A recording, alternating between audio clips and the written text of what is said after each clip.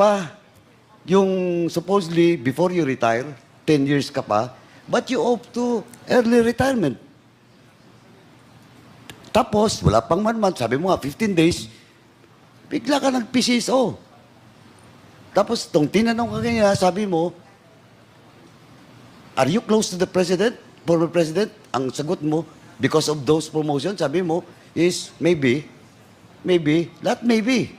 Now, I will ask you,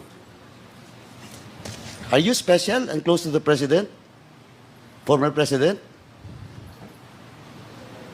Yes or no lang po? Walang personal. Yes or no lang po? Kasi lahat-lahat eh. Ayaw ko kung special ako. Oh, why can't you answer? Simple lang tanong ko. Are you close to... That's why you're been given a juicy position where in fact, 1 month, wala pa nga, 15 days ka lang nag-retire, ng PCSO, chairman ka na kagad. Sige nga. Yes or no? Why can't you answer? Oh, Mr. Chairman, since Because, Mr. Chair, Oh, why? What? I do not... I do not na naman. No, Mr. Chair. Oh, sige nga. Because you said, am I close or special to the President? Yeah, you're close to the President. Or special. Kasi, tanungin mo yung lahat mga classmates mo. Ako, Mama, ikaw ang tumulong for the promotion during the time of President Duterte. That's why I'm asking the DIDM to submit to this committee all the years of promotion of all your classmates. Now, ang question ko ngayon, diretso na. I hope you will answer truthfully. Are you close to the President? Mr. Chair, I was fired. Okay. Okay. Nag-floating pa nga So, po ako during his Huwag time. mo, anong mga floating during his time? Yes, Mr. Chair, 15 6 months. days lang PCSO chairman ka for all those qualified, sandali, for all those qualified applicants. Okay. Ang dami po na qualified. Why you? Why you? And though the fact is, Mayor Osmeña is keep on insisting, kaya nag-OIC ka lang kasi he never choose you in the list. Tama? O now, question ko ulit. Last na lang to, ma'am. Are you close and special to the President? For me, Mr. Chair, I don't feel close and special. Okay, now, Mr. you're lying. Chair. Because... You're lying, ma'am. Can I explain, Mr. Chair? Of course, explain. You know, there was once in my career na siyang mayor, nag-floating po ako 6 months, I don't have any position. Ma'am, when was that? That was in 11. No, that Mr. was Chair, way back. Way back, ma'am. Nag-floating po ako. But before he became President of this Republic, you're very close to the President. Before your assignment in Cebu, you're very close to the President. Before you retire, you're very close to the former President. And now you're talking to this committee, you're telling us that you're not close to the President? That's only a simple question. Now, you deny. You said no. You said no. Oh, Mr. Chairman, Can I, Mr. Chair? Kanina pa kita pinapa-explain. Pabalik-balik lang tayo. Yes. Okay, given you were floated. Yeah. Kasi, 2011. yes, Mr. Oh, but after that, lahat na position mo, juicy. You can never stay. Palipat-lipat ka doon sa Davao, and you will not, as CIDG in Region 7, you cannot be deployed even the opposition of the mayor, that time, Mayor Osmeña, if you're not close to the President. You're telling me that it's the Chief PNP? Now, kung Chief PNP, bakit nung nag-retire ka, 15 days after, PCSO chairman ka, if you're not chosen, if you're not close, if you're not special to the President? Oh. Oh, why you're not answering? Perhaps, Mr. Chair, I am special. Perhaps ka na naman. Anyway, Mr. Chairman, ito, ano lang to, Mr. Chairman, for the record, but I moved to cite in contempt because the resource person is evading to answer questions being asked by almost all members. Paulit-ulit lang yung perhaps mo. Maybe. Ngayon, perhaps na naman, move to cite you in contempt, Mr. Chairman. I Mr. think we have. She is now able to answer some questions. Yes, Mr. Chair. Seeing that now she is actually emotionally disturbed, are you able now to answer some Yes, questions? Mr. Chair. Kanina nabanggit mo na kinancel yung visa mo, US visa mo. Kinancel ba? That was the statement of the attendant in Japan, Mr. Chair. Tama po yung sinabi ni Senior Deputy Speaker kanina, no?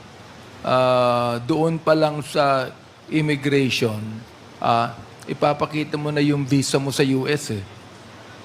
Bakit sa Japan kinancel? Yun ang isang tanong gusto kong itanong sa'yo. Sinabi mo kanina na cancel yung visa mo. The US Embassy do not cancel visa just like that. Meron akong visa sa US eh. Okay? Now, nung ikaw umalis sa immigration, ano yung ipinakita mong visa? Yung US visa ko po, Mr. Chair. Kung US visa ang pinakita mo, okay pa yung US visa, di pinigyan ka ng go signal na immigration para umalis, di ba? Yes, Mr. Chair. Pagdating mo ng Japan, hindi ka nakapunta ng US, am I right? Yes, Mr. Chair. Ano, bakit hindi ka nakapunta ng US? Hindi na nga ako na... Hindi pwedeng ang sagot mo, kinancel ang visa sa Japan? Kaya nga kinontempt ka eh. Sapagkat hindi tama ang sagot mo na kinancel ang visa mo. Hindi nagka-cancel ng visa ang US. The term is... It's invalid. The term is, your visa is not valid. Now it's canceled. Yan yung sinabi Therefore, ko. you're telling us that the Bureau of Immigration is wrong in giving you a signal to go to Japan and conclude your travel to the US? Are you telling me now that the Bureau of Immigration allowed you to travel to Japan, going to the US, knowing that you have a US visa, and they stamped it, and you are able to travel to Japan? When you went to Japan, it was canceled. As you said, it was canceled, and you were not allowed to go to the US. I don't think that the Bureau of Immigration will ever do that, Mr. Chair. Can I explain? Yes, go Mr. ahead, Chair? go ahead. Yes. Mr. Chair, when I bought the ticket, you cannot buy a ticket without presenting a valid US visa, Mr. Chair. Where did you buy the ticket? I asked my cousin to buy a ticket kasi may travel Where? agent Where did siyang you buy the kakilala. ticket? It is online, Mr. Chair. Japan. Then you must also show that ticket to the Bureau of Immigration. Am I right? Yes, Mr. Chair. Upon buying a ticket, you cannot buy a ticket without presenting to the agent a valid US visa and passport, Mr. Chair. So in short, we were able to buy a ticket and by presenting a valid visa and a valid passport. So you presented the ticket and the valid visa in our Bureau of Immigration. Am I right, Mr. Chair?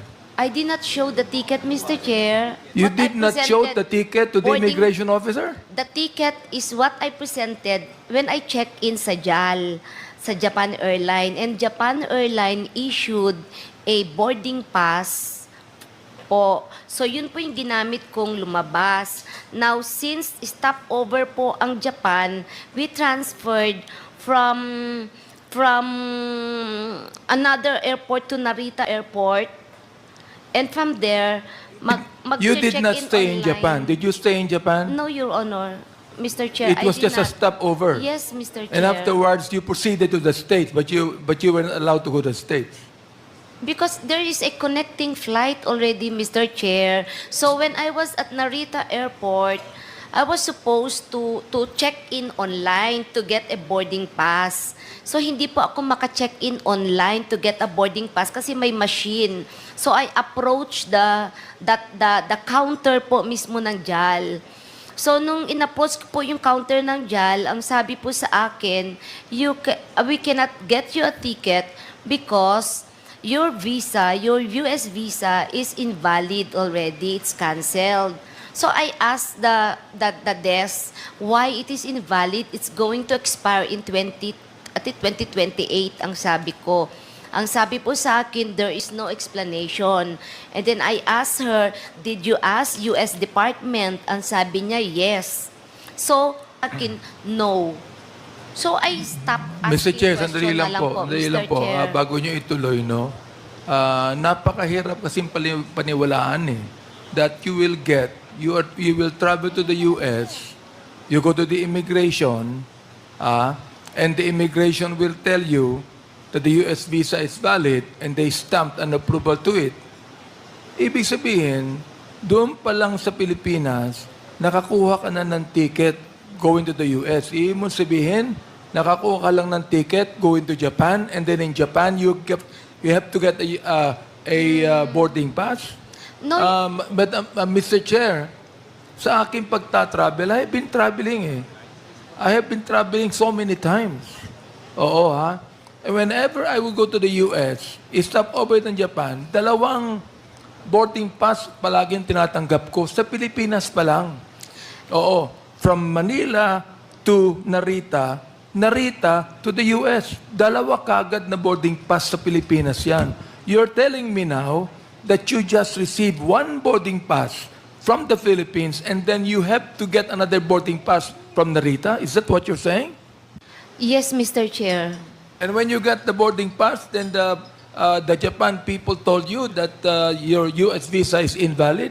Yes, not valid is the term, no longer valid.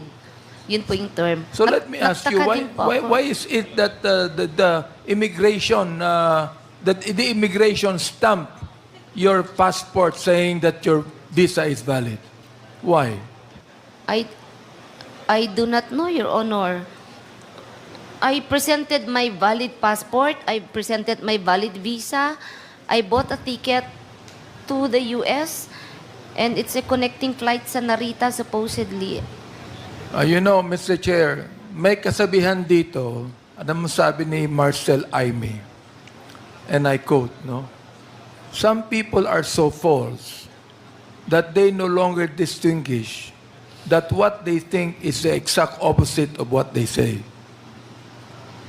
Naniniwala ba kayo ron? Yes, Mr. Chair. So, you know, what you're answering us now, mahirap paniwalaan po Sir. eh. Why? Because we have Major Fortaleza, who is your classmate. At sinabi niya na kanyang pinapatunayan ang sinabi niya. And he will not budge.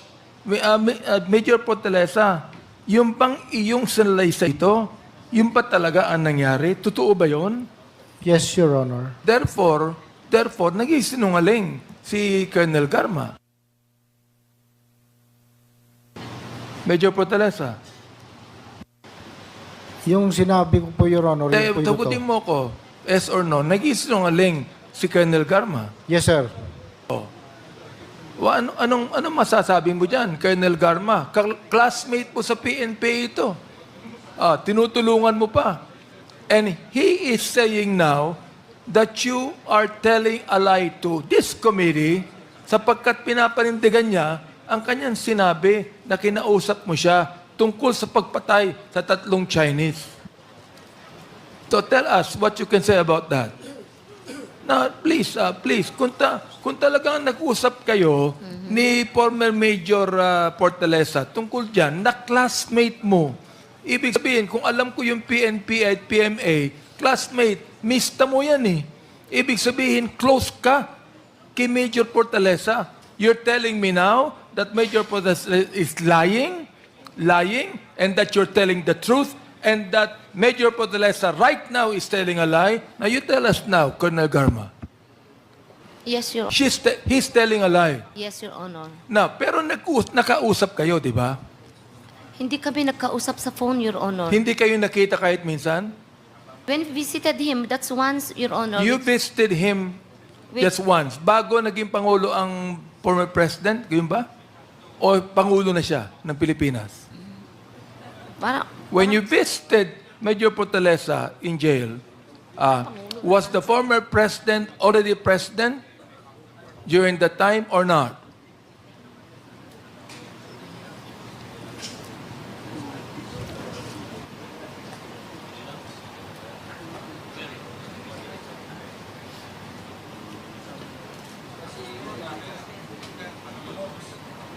That was July, Your Honor. July of what? 2016. Yes, Your Honor. Therefore, the former president is already president. Am I right? Yes, Your Honor. And what were your position? Mr. What Chair. was your position at that time? None, Your Honor. Ha? Wala po akong position, Your Honor. Anong ibig sabihin ng wala kang posisyon? Police ka, di ba? You're a police officer. Yes, Your Honor. What was your position during that time when you visited your MISTA, None, former Your- Major I Fortaleza? have no position, Your Honor. What do you mean you have no position? I was undergoing schooling, so we don't have any position, Your Honor. I was undergoing a one-year schooling. You were in school. Yes, Your Honor. Okay. So, hindi ka pa talaga nakaposisyon bilang station commander or whatever. You were schooling actually. Yes, Your Honor. Ngayon, Pangulo na ang former president when you visited former Major Fortaleza. Yes, Your One time lang yan, di ba? Opo, Your Now, Honor. you're telling us here kanina that you never called him even once. Am I right? Hindi ko po siya nakausap sa phone. Okay, Yes, how Your Honor. can you really visit him without even calling him even once? How? Mr. Chair, yung pagdalaw namin is just parang it's even unplanned kasi wala kaming klase that day and then napag-usapan na nandyan si Jimmy Fortaleza sa Dapicol and then sabi namin pag-usapan namin na dalawin at random, supposed to be 5 kami Hindi natuloy po yung 2, kaya 3 na lang po kami tumuloy. Anong sinabi ni Jimmy Fortaleza sa kanyang sinumpiang salaysay? Number 4, noong bumisita si Colonel Garma, tinanong niya ako kung nasaan nakakulong ang mga Chinese. Kanina, nabanggit mo na wala kang kinalaman, hindi mo alam na may mga Chinese drug lords doon. Ito bang sinabi na sa salaysay ni former Major Fortaleza? Mali rin ito, kasi nungalingan din po ito. Yes, Your Honor. Kasi nungalingan to. Yes, Your Honor.